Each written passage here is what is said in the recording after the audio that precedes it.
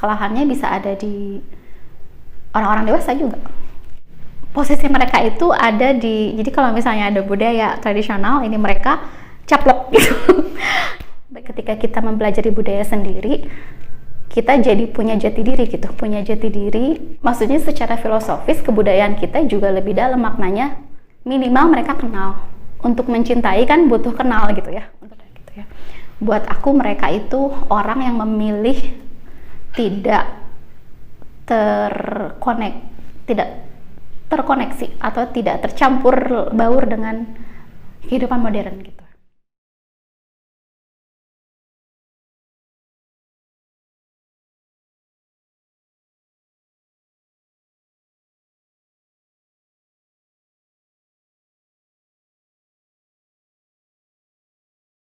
Beban itu bernama dunia. Putri bungsunya meninggal beberapa bulan lalu. Tapi seolah waktu yang dilewati tak pernah cukup menghapus kesedihannya. Ibu menangis setiap melihat gadis yang mirip dengan putrinya. Memakai kacamata dan berjilbab sederhana. Ibu tak pernah berani keluar rumah. Baginya, bayangan wajah sang anak selalu ada di mana-mana. Membuat semakin rapuh saja. Kalau sudah begitu dia akan pulang sambil menangis, mengadu pada suaminya. Mengapa Tuhan begitu tega mengambil putri cantiknya yang berusia teramat muda? Tapi tentu saja bukan usia yang membuat kita luput dari kematian. Mempertanyakan takdir seperti mempertanyakan asal mula kehidupan itu sendiri. Nihil. Perkenalkan, namaku Nur Solihah, tinggal di Cimahi dan sekarang mengajar di SMP Negeri 6 Cimahi dan Ardan Homeschooling. Dulu kuliah, latar belakang kuliah itu sastra Sunda di UPI, lalu lanjut kuliah lagi ngambil kajian budaya populer di Universitas Pajajaran. Aku senang menulis dan senang naik gunung. Rutinitas yang sekarang sedang dikerjakan itu mengajar yang prioritas gitu, mengajar di SMP Negeri 6 Cimahi dan di Homeschooling Ardanu. Ngajar bahasa Sunda dan IPS, antropologi, ekonomi, sosial, ilmu sosial. Alasan dulu kenapa ngambil bahasa Sunda itu ternyata baru dapat alasannya sekarang gitu, baru dapat hikmahnya sekarang.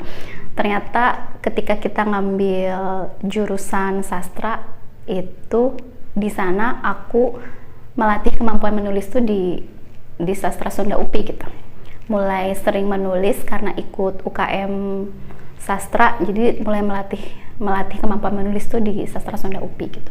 Mulai kirim-kirim tulisan ke buletin universitas, mulai kirim tulisan ke Mangle gitu. Di sana di sastra Sunda itu banyak belajar kebudayaan tradisional, memang kebudayaan akunya bahasa Sunda gitu. Tapi yang lebih pokok itu ternyata ketika kita mempelajari budaya sendiri, kita jadi punya jati diri gitu, kita punya rem kalau misalnya nanti kita, terutama di zaman sekarang ini ya, mulai gencar kebudayaan populer modern. Ketika kita kenal sama budaya sendiri, kita jadi ada rem gitu. Ternyata kebudayaan kita itu lebih apa sih? Maksudnya secara filosofis kebudayaan kita juga lebih dalam maknanya dibanding kebudayaan, tidak bisa membandingkan sih, cuman ketika kita terus dibombardir sama kebudayaan luar, kalau kita belajar budaya sendiri itu ternyata kita lebih punya rem gitu. Jadi kita tidak terlalu memuja-muja kebudayaan populer gitu, kebudayaan modern maksudnya. Ya karena kita tahu kebudayaan kita sendiri juga punya nilai filosofis yang lebih bagus gitu. Ya mungkin salah satu tujuan kenapa budaya daerah masih masuk pelajaran atau kurikulum nasional yaitu gitu, untuk mengenalkan, walaupun minimal mereka kenal. Untuk mencintai kan butuh kenal gitu ya, minimal mereka kenal.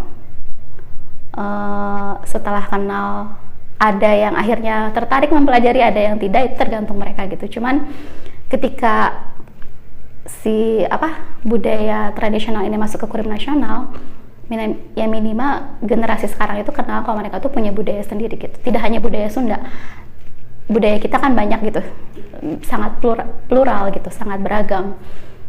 Dan ketika anak didik sekarang mempelajari budaya tradisional, tujuannya supaya mereka punya rasa cinta kepada Indonesia gitu, mereka punya rasa bangga terhadap negara sendiri gitu, dan tidak mengagungkan kebudayaan luar gitu. Banyak hal sebetulnya kalau misalnya mau dipelajari gitu ya, nggak hanya dari bahasa. Kendala mereka kan salah satunya bahasa. Ketika bahasa daerah tidak lagi diperkenalkan di keluarga, di lingkungan keluarga lah minimal, ya mereka nggak akan kenal gitu. Sekarang kan udah pakai bahasa Indonesia, terus ketika orang tua sudah merasa kayaknya bahasa Inggris tuh harus diajarkan dari kecil deh, kenapa tidak dengan bahasa daerah gitu, karena mereka sudah menganggap itu ya nggak penting gitu, nggak penting, untuk apa belajar bahasa daerah gitu. Tujuannya kan sebetulnya bukan supaya bisa bahasa daerah, tapi untuk kenal gitu, masih ada loh budaya kita gitu. Kita kan nggak tahu budaya Sunda atau budaya apapun itu nanti 10 tahun yang akan datang masih ada atau enggak, jangan-jangan udah tinggal prasasti gitu ya, udah tinggal budaya yang tinggal peninggalan budaya yang udah nggak ada gitu. Akhirnya yang menarik itu tinggal seperti makanannya gitu, orang tuh masih kenal gitu karena masih banyak restoran Sunda. Lagu-lagu Sunda tuh udah sangat terkikis gitu sama lagu-lagu populer, lagu-lagu barat ya, karena di media sosial, di media cetak juga, di media pokoknya audiovisual itu lebih banyak mereka dibombardirnya sama lagu-lagu. Interest di budaya tradisional itu senang sekali mempelajari masyarakat adat. Gitu ya. Buat aku mereka itu orang yang memilih tidak terkoneksi atau tidak tercampur baur dengan kehidupan modern gitu. Ya walaupun kita tahulah kampung Baduy lah, nggak usah jauh-jauh, udah banyak orang kesana, orang barat juga banyak gitu ya, akhirnya memblow up mereka, kehidupan mereka gitu. Tapi kan mereka tetap mempertahankan aturan-aturan adat mereka ya, walaupun ya memang nggak bisa bilang kita murni lagi mereka gitu, karena kan sudah banyak orang datang ke sana gitu ya, salah satunya kampung Baduy gitu. Masyarakat yang memilih tetap hidup seperti itu buat aku menarik gitu. Ketika orang tidak lagi membangun benteng dengan kehidupan modern, dengan segala macam perkembangan zaman, mereka memilih mempertahankan benteng itu ya, walaupun tidak kokoh lagi seperti dulu gitu. Pilihan mereka itu buat aku jadi inspirasi kalau ternyata modern itu tidak selalu baik kok. Ada dampak-dampak yang akhirnya hal-hal yang memang kayak kebiasaan kita ke orang tua gitu, itu kan mulai sopan santun kita ke orang tua gitu, misalnya itu kan mulai terkikis. Dari kayak sekarang murid aku kalau manggil aku gini, ibu sini, kita aja yang nyamperin muridnya. Tapi kan kalau dulu nggak bisa gitu, ibu maaf gitu kayak gitu ya, itu kan kebiasaan yang budaya gitu. Dan aku tuh sampai bingung sendiri ketika murid aku, ibu sini, dan aku nyamperin gitu, kok bisa begini ya kata gue. Tapi itu hal-hal yang memang nggak kita sadari gitu, udah begitu gitu. Banyaklah budaya-budaya yang harusnya yaitu batas-batas antara ini sopan, ini tidak sopan itu kabur gitu sekarang gitu. Karena ya tadi memblend itu, misalnya kita dengan anak didik kita, kalau nggak begitu mereka nggak akan mau terbuka gitu. Akhirnya ada pagar-pagar yang tadinya ada batas antara guru dan murid, itu jadi adalah yang harus kita akhirnya cairkan supaya mereka mau terbuka gitu dengan kita kayak gitu. Penting tidak penting itu ini ya.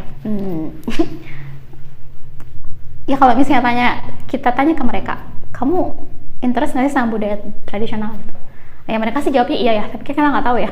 Jawabnya iya. Kalau dibandingkan dengan budaya yang ada di budaya populer, tentu mereka akan, karena memang mereka dapat inputnya itu gitu.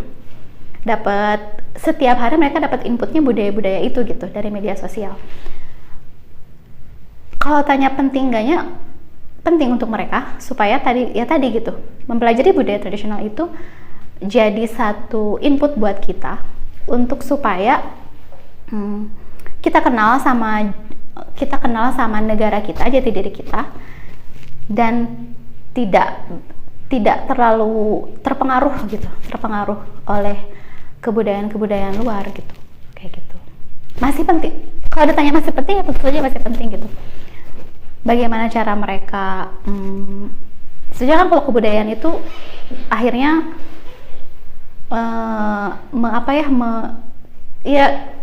cara praktek hidup lah gitu ya. Kalau budaya itu kan praktek hidup sehari-hari gitu. Ketika orang Sunda masih harus bilang punten ketika lewat kerumunan orang gitu ya, itu kan budaya. Hal kecil dari budaya, tapi itu kan penting gitu. Ketika itu hilang, misalnya anak-anak sekarang lewat guru aja udah mulai lewat gitu ya tanpa punten, itu kan ketika mereka sudah tidak lagi mengenal budaya mereka gitu. Mangga, punten, atau ya itu hade basa, hade tata gitu. Kalau ditanya kenapa, kesalahannya bisa ada di orang-orang dewasa juga, karena mereka ya orang dewasanya sendiri saja sudah tidak aware sama, mungkin ada bahasa Inggris ya, orang dewasanya saja sudah tidak peduli dengan budaya daerahnya, ya apalagi anak kecil gitu. Mereka kan dibombardirnya sama kebudayaan modern, maksudnya dari luar, populer gitu ya. Karena mereka sudah tidak dapat input itu, terus orang dewasanya juga tidak mengajarkan itu, ya mau bagaimana lagi, bukan kesalahan di diri mereka gitu. Ketika mereka meninggalkan itu karena memang tidak ada gitu yang mengajarkan itu lagi gitu. Ketika misalnya aku tanya di kelas siapa yang orang Sunda, dan hampir semuanya orang Sunda. Artinya orang Sunda itu ibu dari Sunda, dari Jawa Barat, bapak dari Jawa Barat gitu ya, orang Sunda. Tapi siapa yang di rumahnya masih nyarios bahasa Sunda gitu? Nggak ada. Maksudnya hanya 1-2 yang ngacung. Itu pun hanya ke warung bu, meser gitu ya, ke warung gitu. Selebihnya pakai bahasa Indonesia gitu. Ya karena dari keluarganya sendiri sudah tidak mengajarkan itu gitu. Posisi mereka itu ada di, jadi kalau misalnya ada budaya tradisional, ini mereka caplok gitu. Bagaimana mereka bisa bersaing, sedangkan posisi mereka tuh di bawah gitu. Jadi bersaing itu kan ketika sama-sama kuat ya. Tapi kan posisi mereka ada di bawah gitu. Artinya budaya tradisional, budaya populer ini saking masifnya di media gitu ya, mau media sosial kayak mau media audiovisual apapun gitu ya, mereka tuh dicaplok gitu. Artinya mereka menerima sepenuhnya gitu, tidak ada kalau bersaing itu kan artinya maksudnya ada kekuatan untuk bersaing, tapi kekuatan itu nggak ada karena posisi mereka di bawah, itu dicaplok gitu. Jadi tidak ada yaitu untuk bersaing, jangankan bersaing, bahkan untuk bertanya apakah budaya itu bagus atau tidak untuk kita tuh nggak ada gitu. Tidak ada kesempatan untuk bilang aku nggak bisa nyebutin satu budaya tertentu ya, karena kan kita nggak bisa bilang itu benar atau bagus gitu ya. Tapi mereka tuh tidak punya kesempatan untuk bertanya apakah budaya itu bagus untuk mereka atau tidak gitu. Karena mereka ada di posisi di mana mereka menerima sepenuhnya dan merasa itu tuh bagus buat aku dan menarik buat aku, dan ya aku terhibur dengan itu gitu. Aku senang dengan itu gitu. Harus dipromosikan lagi kan.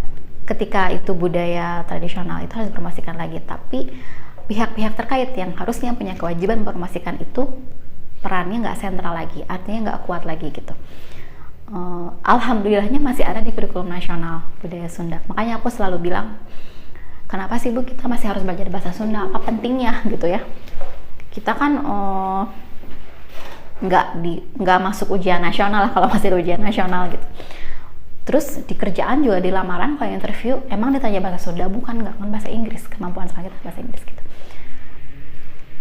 penting buat kalian gitu ya, untuk mengenal lagi budaya kalian gitu, untuk mengenal lagi jati diri kalian lewat budaya itu, budaya tradisional gitu.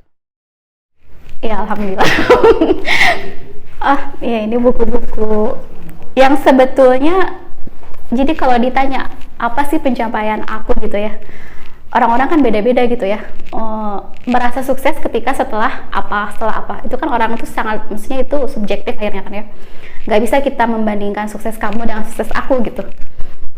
Nggak bisa kamu bilang aku sukses setelah, aku udah suksesnya setelah jadi apa, itu kan kita nggak bisa bandingin. Tapi kalau buat aku, menulis itu menulis dan bikin buku itu satu pencapaian.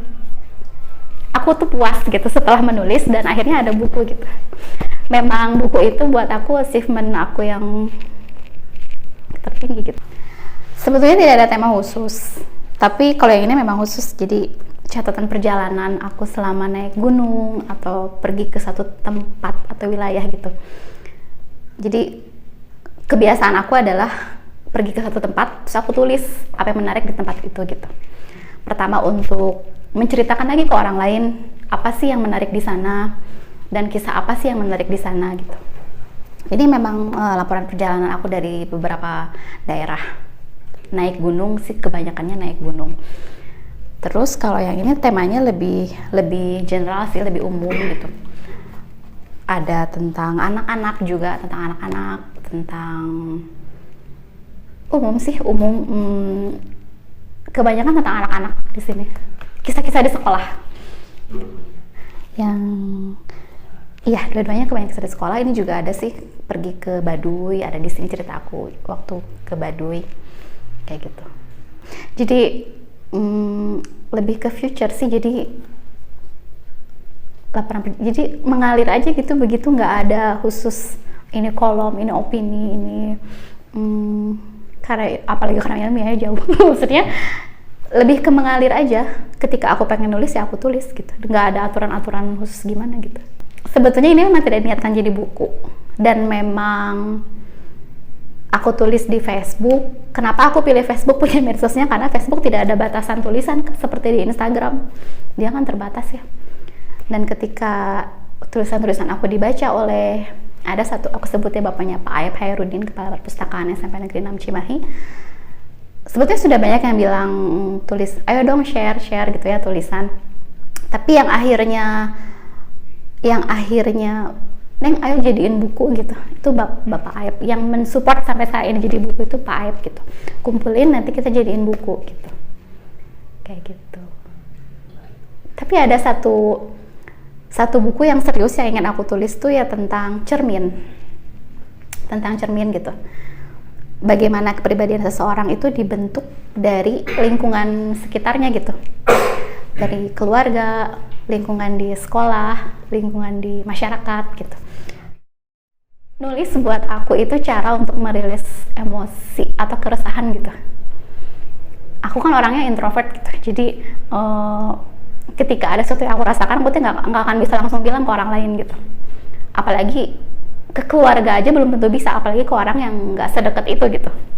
Jadi ketika aku merasakan satu emosi, merasakan satu kegelisahan, aku akan langsung tulis di dalam tulisan gitu. Kayak gitu. Itu cara aku merilis emosi aku gitu. Menumpahkan kegelisahan aku gitu. Menariknya nulis buat aku, itu cara aku menajamkan indrawi. Pertama menajamkan indrawi, terus menyusun susunan pikiran di kepala gitu. Jadi kalau misalnya aku pergi ke suatu tempat, ya entah itu jalan-jalan atau apa gitu, naik gunung, terus aku tuh mulai membuka semua sensor indrawi aku gitu, kayak mata, pendengaran, hati nurani gitu ya, semua tuh udah aku buka gitu ketika awal di satu tempat. Nggak aku buka catatan, aku akhirnya kayaknya aku nggak usah deh bikin catatan, biar itu semua direkam di sini. Nanti setelah diendapkan beberapa hari, beberapa minggu, itu aku bisa langsung nulis, dan itu tuh bisa aku ceritain secara detail gitu, karena aku melatih itu gitu. Ketika kita menulis, kita kan menyusun pikiran gitu. yang aku tulis kebanyakan tema-tema humanis sih, maksudnya yang ada ya pasti yang ada hubungannya dengan manusia gitu. Ketika aku jalan-jalan ke suatu tempat, naik gunung, ke pantai, itu aku bisa langsung tulis gitu. Dan ada yang memang mengangkat satu kisah yang buat aku menarik ketika aku jalan ke suatu tempat, atau aku kasih informasi tempat itu tuh bagaimana gitu. Atau aku tuh seneng banget menangkap momen gitu. Jadi kalau misalnya aku lagi pergi ke nggak usah pergi deh, aku lagi di jalan ke sekolah, terus tiba-tiba nangkep satu momen yang buat aku itu sangat menarik gitu, sangat menarik. Hanya sepersekian detik mungkin ya momennya, tapi buat aku itu bisa jadi sesuatu yang tulisan gitu, yang buat aku ingin dibagi ke orang lain. Kayak misal adegan ayah lagi membetulkan masker anaknya ketika dia ngantar anaknya sekolah, udah mulai sekolah lagi. Buat aku mah itu kayak ada harapan orang tua ketika anak mulai kembali ke sekolah gitu. Membetulkan masker itu satu cara anak ayah ke anaknya untuk bilang kamu kembali ke sekolah, tapi hati-hati gitu karena masih pandemi gitu, bisa kayak begitulah. Jadi aku tuh senang banget nangkep momen gitu, aku tulis gitu. Aku dulu tuh nggak pernah niat untuk menjadikan anak siswa murid gitu ya untuk jadi subjek yang menarik buat aku gitu.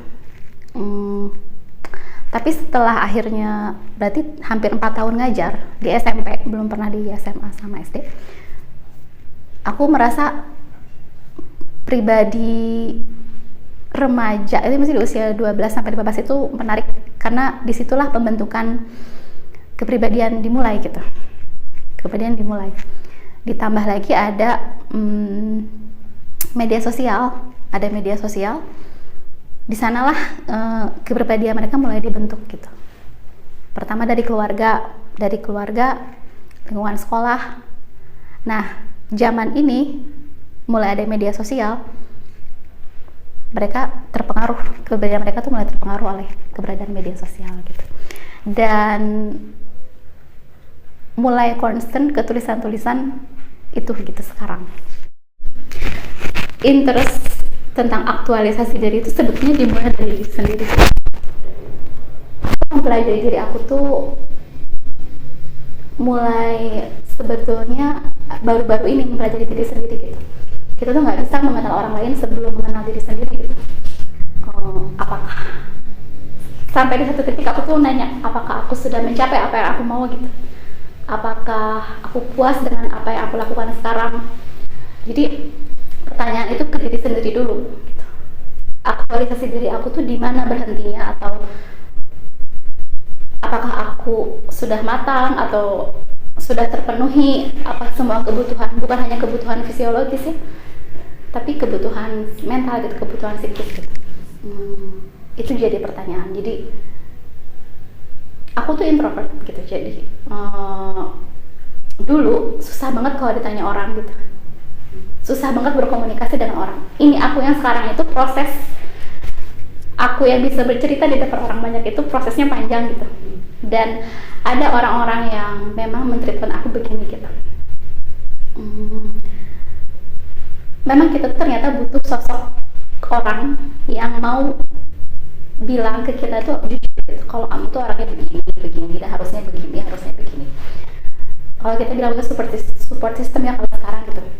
Jadi alhamdulillahnya menemukan orang baik yang mau jujur bilang, Nur, kamu tuh tidak boleh begini, nanti orang begitu. Dan itu tuh proses aku bisa terbuka, bisa cerita ke orang banyak seperti sekarang itu ya butuh proses gitu. Dan setelah akhirnya berhasil, aku bilang berhasil ya, maksudnya ketika aku bisa ngomong di depan murid lah minimal gitu ya, dengan tanpa tegang, tanpa bingung mau yang dikatakan apa, itu tuh buat aku satu pencapaian. Berarti aku berhasil melewati satu hambatan. Itu aku bilang hambatan karena susah cerita di depan orang banyak itu. Kenapa aktualisasi diri buat aku jadi menarik sekarang itu karena apakah orang-orang sekarang sudah sampai di tahap aktualisasi diri mereka gitu, tidak mengenal usia, tidak mengenal mereka latar belakang bagaimana gitu. Dan mungkin karena sekarang aku sedang berhadapan dengan anak-anak remaja, jadinya aku mulai berpikir gitu, oh aktualisasi diri itu bisa dimulai dari usia-usia remaja gitu.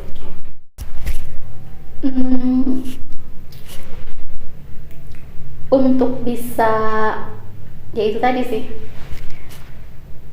kalau misalnya kita berbicara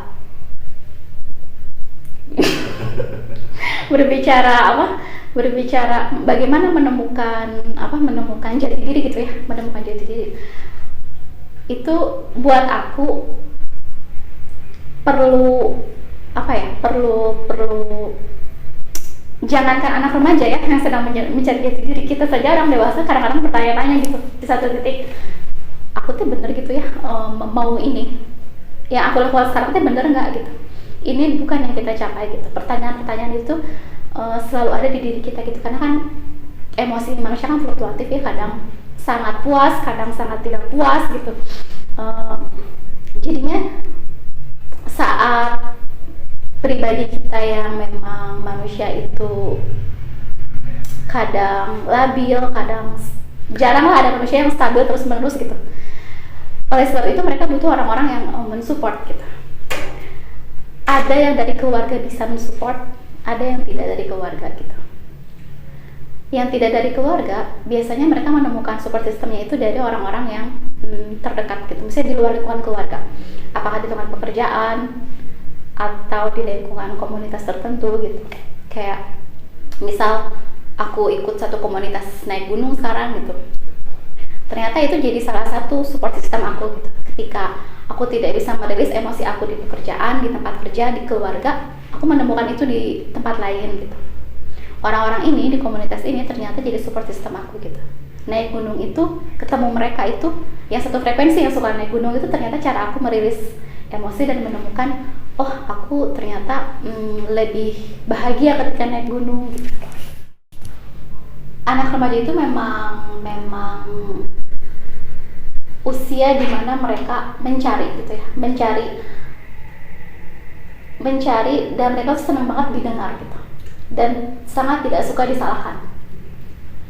Jadi ketika mereka bilang sesuatu atau curhat tentang sesuatu gitu ya, sangat senang didengar gitu, tapi tidak suka dihakimi.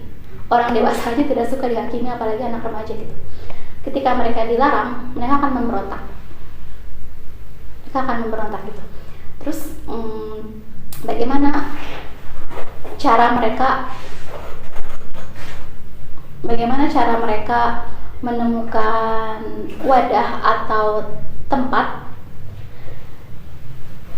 di mana mereka menemukan kenyamanan gitu ya. Karena pribadi yang labil tadi, sebetulnya sih keluarga itu paling efektif. Tapi kalau keluarganya kondisional. Kalau misal keluarganya kondisional untuk mensupport anak tersebut, ya itu jadi mudah. Memang lebih bagus dari keluarga gitu ya. Tapi kan kita nggak bisa pastikan apakah keluarganya kondisional, orang tuanya mensupport, apakah orang tuanya baik-baik saja gitu, apakah keluarganya baik-baik saja.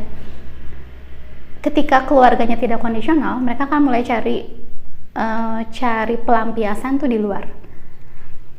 Di luarnya ini bisa di sekolah atau di lingkungan luar sekolah. Mereka kan ya paling terbatas lah ya lingkungannya, paling main di rumah atau main di luarnya pun kan nggak akan jauh-jauh dari rumah gitu. Ketika mereka tidak menemukan kenyamanan itu di keluarga, mereka akan cari di sekolah. Karena di sekolah, makanya peran-peran guru harus mulai melengkapi itu gitu, melengkapi kekosongan di keluarga gitu. Tapi kan tidak semua guru peka akan itu gitu. Apalagi ditambah kalau muridnya banyak. Untuk konsen ke satu murid aja PR gitu ya, apalagi kalau muridnya banyak. Jadi idealnya sih guru-guru itu peka dengan, mereka tuh nggak akan cerita, tapi dari ekspresi kan bisa kelihatan gitu. Atau minimal gimana sih kabar kamu hari ini gitu. Ketika mereka jawab yang antusias ya berarti diindikasikan baik-baik saja. Tapi kalau misalnya mereka yang murung gitu atau ogah-ogahan jawabnya, berarti kan kita bisa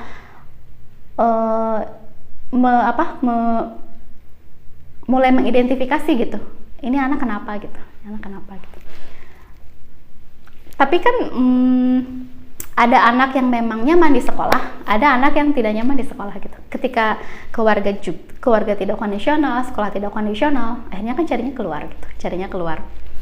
Dan yang di luarnya itu yang tidak bisa kita pastikan apakah mereka ada di lingkungan yang baik atau tidak gitu. Jadi ada satu, buat aku menarik, ini teori sih ya, teori, tapi kita bisa mengaplikasikan itu di kehidupan sehari-hari gitu. Walaupun Abraham Maslow udah lama banget ya teorinya gitu. Jadi orang-orang yang aktualisasi diri itu sebetulnya tidak selalu dikaitkan dengan materi gitu. Jadi ketika orang-orang sekarang tolak ukurnya materialistik gitu ya, kita akan menemukan, atau mungkin kita akan sendiri begitu gitu ya, orang-orang yang teraktualisasi diri secara penuh tapi tidak melulu soal materi gitu. Aku menemukan di sekeliling aku gitu ya. Ya, mungkin karena aku membuka kesempatan pikiran aku untuk terbuka gitu dengan jenis-jenis karakter orang, dengan pencapaian mereka gitu ya. Nggak melulu lihat mereka profesinya apa gitu, nggak melulu melihat mereka latar ekonominya kayak gimana gitu ya. Mungkin karena aku membuka kesempatan itu untuk melihat gitu. Jadinya aku menemukan orang-orang yang ternyata mereka itu merasa puas ketika mencapai sesuatu gitu. Sesuatu itu nggak standar gitu, kan akan beda-beda tiap orang. Tapi kalau aku lihatnya sekarang gitu ya, orang-orang yang tahu harus melakukan apa di hidupnya, itu buat aku menarik sih. Maksudnya ketika dia tidak terintervensi dengan lingkungan gitu, tidak tertekan dengan omongan-omongan orang gitu.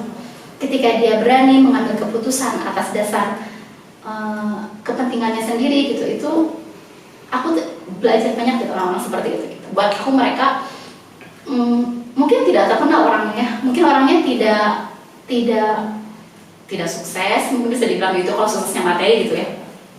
Tapi buat aku mereka itu cermin buat aku untuk akhirnya ada loh orang yang tidak kelihatan sukses di mata orang, tapi buat aku dia tuh sukses. Karena kenapa? Karena dia mau mendengar suara hati sendiri dan dia yakin itu benar. Gitu. Jadi makanya kita tuh kan penting gitu ya untuk balik lagi ke Al-Quran, terus kita tuh dikaruniai penglihatan, pendengaran dan hati nurani. Dan hati nurani itu penting banget untuk kita dengar gitu ya. Karena ketika kita sudah banyak terpengaruh oleh media sosial, jadi hidup itu serasa ramai tapi sebenarnya sepi gitu. Kayak belum tentu kok orang yang banyak itu benar ngomongnya gitu. Belum tentu orang yang ramai, terkenal itu betul gitu. Dan yang harus kita dengar itu ya di sini gitu. Karena yang di sini itu pertama memang berasal dari pikiran kita sendiri, dan di situ kan ada titipan dari Allah gitu untuk menuntun kita pada apa yang disebut kita benar, walaupun benar itu ternyata relatif. Tapi kan walaupun relatif, benar yang di sini itu kadang-kadang memang benar gitu. Ketika kita percaya bahwa apa yang kita lakukan itu benar gitu. Jadi aktualisasi diri aku buat aku itu ketika ada seseorang yang mau dengan yakin melakukan apa yang dia lakukan. Materi jadi nggak terlalu penting. Buat aku tidak terlalu penting. Tapi berikan yang terbaik apa yang dulu. Ya, gitu. Jadi ada satu kutipan hadis gitu ya. Orang yang paling baik itu bermanfaat bagi sesama gitu ya. Kalau kita bisa berpatokan ke situ, kita jadi nggak akan berat menjalani hidup gitu ya. Asalkan kita tahu kita bermanfaat buat sesama, ketika kita tidak dapat materi yang kita harapkan, kita jadi nggak terlalu berat menjalani gitu. Ringan aja karena kita tahu kita ada bermanfaat. Dan ketika Allah bilang kamu berbuat baik, bermanfaat, ya udah gitu. Ringannya bebasin aja gitu. Bertanggung jawab ya. Karena meskipun guru bukan cita-cita dulunya jadi dokter sih, tapi ya sudah lah ya. Sudah digariskan jadi guru, tapi mungkin Allah ada satu misi lah, Nur harus jadi guru. Mungkin aku bisa melakukan kebaikan lewat jadi guru gitu. ketika aku niatkan ya Allah aku tuh ingin bermanfaat buat sesama, mungkin jalannya jadi guru gitu ya. Bertanggung jawab iya, tapi bentuk tanggung jawab dan batasannya itu kan kita harus jaga gitu ya. Nggak mungkin kita bertanggung jawab atas masa depan mereka semua gitu. Ya guru memfasilitasi ketika ada di sekolah, tidak hanya masalah pelajaran tapi juga bagaimana mereka berkembang gitu. Tapi ya akhirnya kalau aku pribadi sih minimal mengajarkan yang baik. Masalah mereka nanti mau bagaimana itu aku serahkan kepada Allah, jaga mereka aja gitu.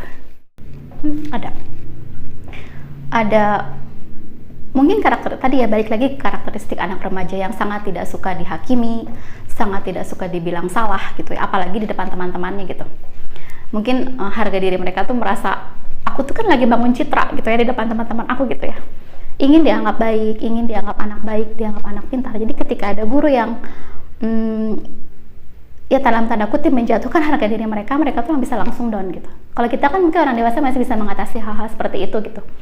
Tapi kalau remaja, mereka ketika mereka jatuh, harga diri mereka jatuh di depan teman-temannya, mereka tuh bisa bad moodnya tuh gak hanya pada saat itu, bisa jadi ke bawah-bawah sampai nanti mereka beranjak dewasa gitu. Jadi kalau misalnya ditanya ada yang menolak, ada, mesti beragam kasus lah kalau untuk anak remaja gitu ya. Yang menolak pasti ada gitu. Dan buat aku itu jadi PR gitu. Aku kan mengajar baru 4 tahun. Perjalanan masih panjang, perjalanan untuk menemukan karakter mereka, membentuk mungkin PR untuk membentuk karakter kan PR gitu. Kita aja yang dewasa membentuk kepribadian kan butuh proses, apalagi mereka gitu. Perjalanan mereka masih panjang gitu. Dan ketika ada anak-anak yang menjaga jarak dari kita gitu ya, ketika kita dekati mereka menjaga jarak, mungkin ada masalah di internetnya yang mungkin gak boleh orang tahu gitu ya. Kayak pernah menemukan satu anak yang bentengnya tuh kuat gitu, aku tahu dia punya masalah gitu ya, tapi dia nggak mau terbuka. Dan itu tuh jadi tantangan gitu buat aku untuk meruntuhkan benteng itu. Dan kamu tuh kenapa nak gitu cerita dong gitu. Untuk mereka, kalau misalnya kita harus pastikan dulu apakah mereka kebutuhan fisiologisnya terpenuhi gitu ya. Ya minimal kita tahulah mereka tuh satu harinya makan layak gitu, maksudnya terpenuhi gitu. Ya kak, indikatornya apa? Mereka sehat atau enggak gitu? Atau minimal dari bajunya aja mereka tuh gimana sih, kucil atau enggak gitu. Ya walaupun kita kan nggak bisa tanya, emang ibu kamu nggak ngasih baju yang layak, kan nggak bisa begitu gitu. Ya kita kenali indikasi itu, terus kita pastiin fisiologis maksudnya terpenuhi secara fisiologis itu, fisiknya. Terus apakah mereka cukup kasih sayangnya dari tidak hanya orang tua ya, kan mungkin ada yang sudah tidak punya orang tua, berarti kan dari nenek, dari kakek, itu kan banyak juga kasusnya gitu. Apakah kasih sayang mereka terpenuhi gitu. Ketika aktualisasi diri remaja itu ketika mereka kenal aku itu ada di satu fase di mana aku harus kenal sama diri aku, dan usia aku sekarang itu harus melakukan apa, tahapan-tahapan apa yang harus berkembang dalam diri aku gitu. Kan ada tahapan-tahapan perkembangan gitu di usia remaja itu apa. Dan itu tuh harus tercapai, harus terpenuhi gitu idealnya. Tapi kan kita nggak tahu ya apakah itu tercapai atau enggak gitu, dan nggak bisa juga identifikasi satu-satu. Untuk mengidentifikasi kenapa mereka melakukan itu, banyak hal sebetulnya yang melatar belakangi itu terjadi gitu. Pertama memang ada wadahnya gitu, media sosial udah banyak banget gitu ya jenisnya. Kita kan bisa bikin akun juga banyak aja gitu, terus wadahnya ada, terus kesempatannya ada gitu. Dan sekarang kan gadget gampang dijangkau, kuota juga gampang dijangkau gitu. Kayaknya mereka lebih puas jajan kuota deh daripada jajan yang lain gitu ya sekarang. Kita kalau misalnya lihat warung-warung dulu mah masih susah ya nyari warung maksudnya counter. Terus sama di mana-mana gitu ya counter apa gitu. ya nggak bisa jauh sih, kita mengidentifikasinya dari lingkungan keluarga, lingkungan sekolah kalau masih sekolah gitu, atau lingkungan pertemanan yang lebih luas lagi gitu. Kalau ditanya kenapa mereka melakukan itu, ya balik lagi, biasanya di media sosial itu kan udah nggak kenal batasan usia gitu. Remaja, anak kecil, anak SD aja udah bisa kok bikin akun medsos gitu. Terus orang dewasa apalagi gitu. Orang-orang yang istilahnya di generasi di bawah milenial itu apa sih? Generasi newborn gitu yang Z gitu ya, generasi Z. Ketika mereka udah mulai kenal Facebook, media sosial tuh kayak menemukan hal yang baru gitu. Kayak ketika apalagi kalau udah ada grup alumni, wah itu udah aduh, show up-nya tuh di usia-usia yang segitu gitu. Ya balik lagi ke nggak bisa kita menyamaratakan alasan kenapa orang lain begitu gitu ya. Ya pertama, orang mencari perhatian dan memang senang diperhatikan sekarang gitu. Senang membagi apapun gitu kepada orang lain. Dari hal yang tidak penting sampai yang penting gitu ya. Dari hal remeh sampai yang tidak remeh gitu. Memang sudah begitu gitu budayanya.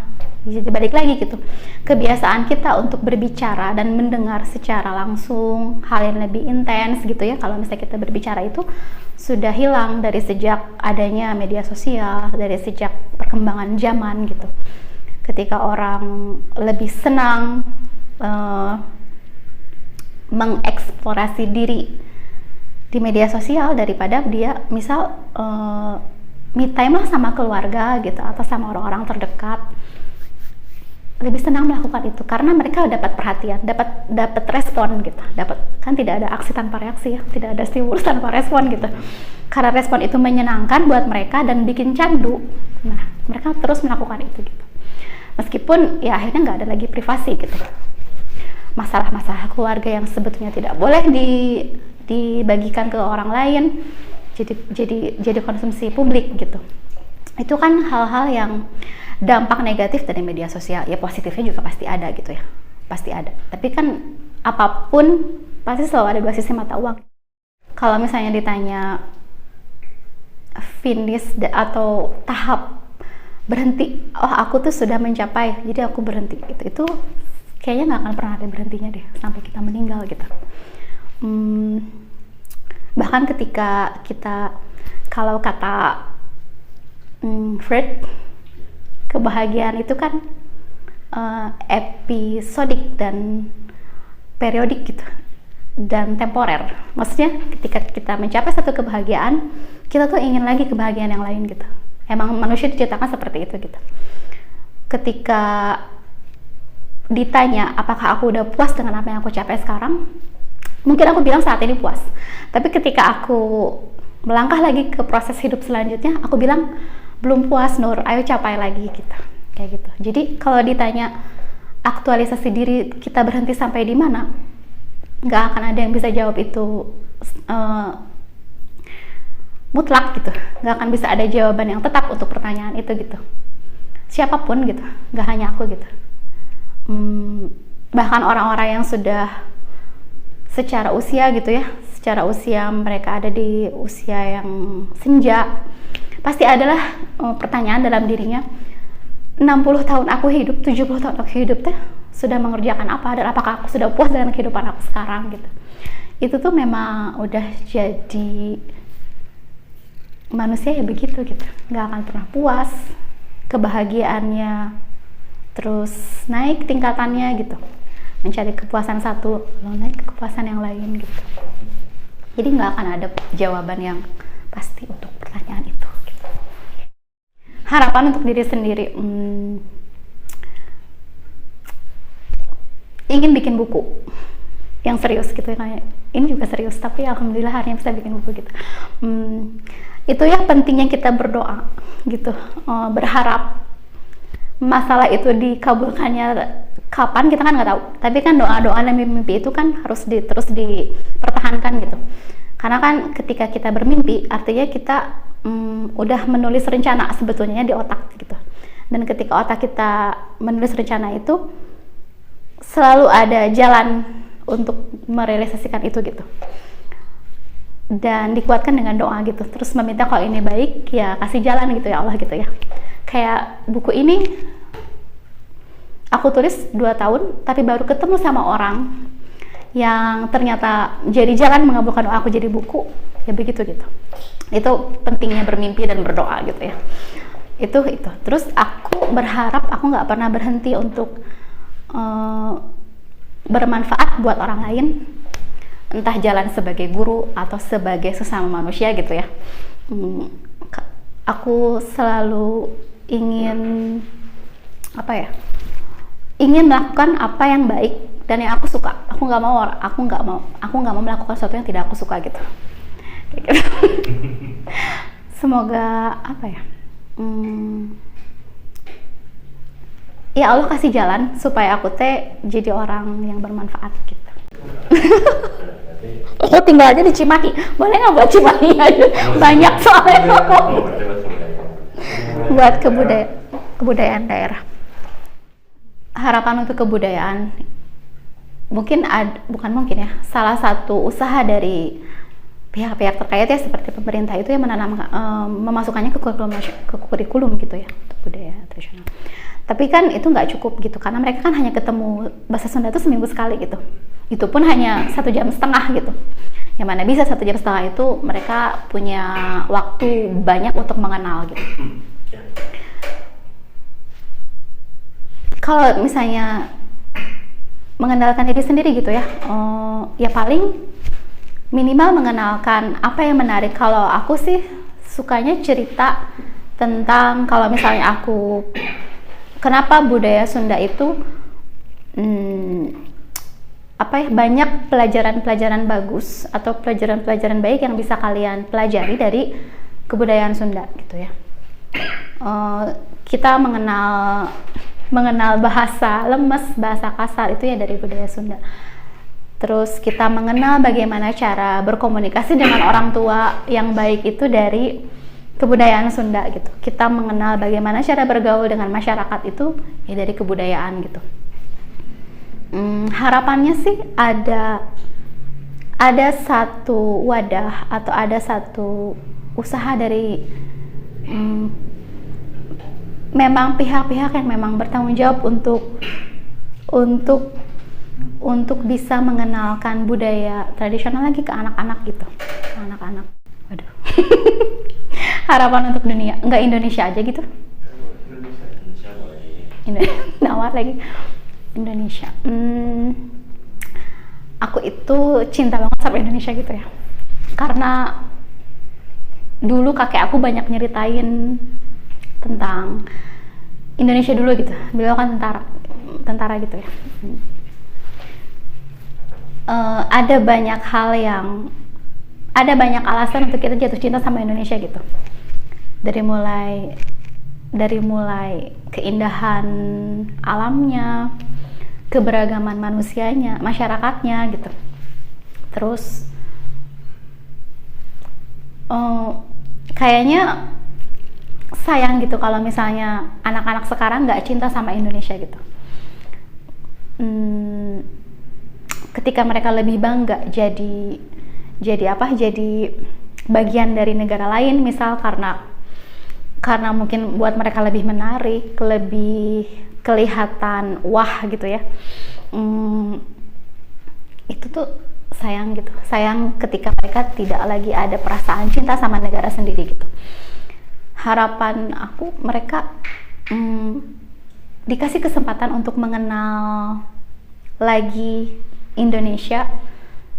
Itu sebabnya aku menulis satu buku tentang laporan perjalanan ini, Indahnya Alam Indonesia Aku tuh sebetulnya khususnya ke anak-anak aku di SMP 6 Cimahi gitu. Untuk supaya mereka kenal gitu, kenal sama Indonesia. Keberagaman itu indah loh gitu. Jadi keberagaman itu bukan alasan kita bercerai-berai gitu. Tidak masalah agama kamu apa, tidak masalah budaya kamu apa gitu, tapi kita itu harus ada di satu titik di mana keberagaman itu alasan kita bersatu gitu. Alasan kita, ketika kamu bisa menerima orang lain dengan perbedaannya, berarti kamu bisa menerima diri kamu sendiri gitu, kayak gitu. Jadi anak-anak harus kenal kalau mereka tuh berbeda, nggak mungkin sama gitu ya. Dan alasan perbedaan itu yang akan menyatukan mereka gitu di Indonesia.